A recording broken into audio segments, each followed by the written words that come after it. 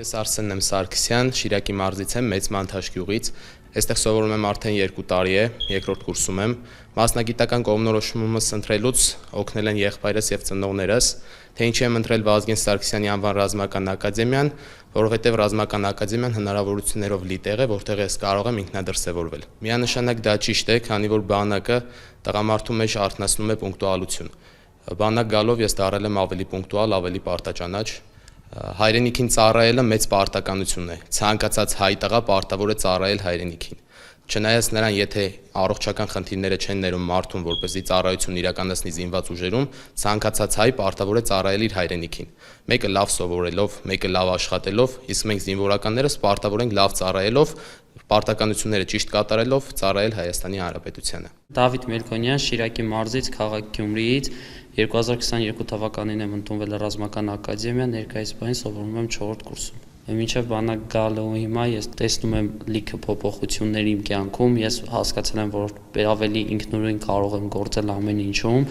ու ասեմ ռազմական ակադեմիայի համար, որպես սպա, բոլոր որոշումները դու քո կյանքում կայացնելու ես միայնակ,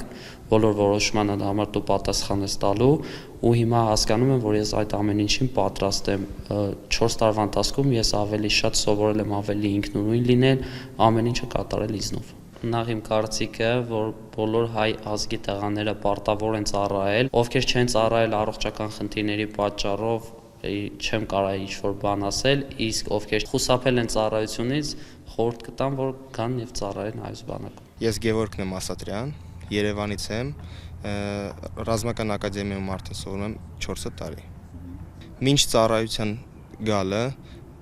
դեռևս այդքան էլ կողմնորոշված չէի, ինչ մասնագիտություն պետք է ընտրեի, իսկ ռազմական ակադեմիա ընդունվելուց հետո եւ արդեն 4 տարի ուսուցանվելուց հետո ես դարձա ավելի կողմնորոշված իմ որոշումների մեջ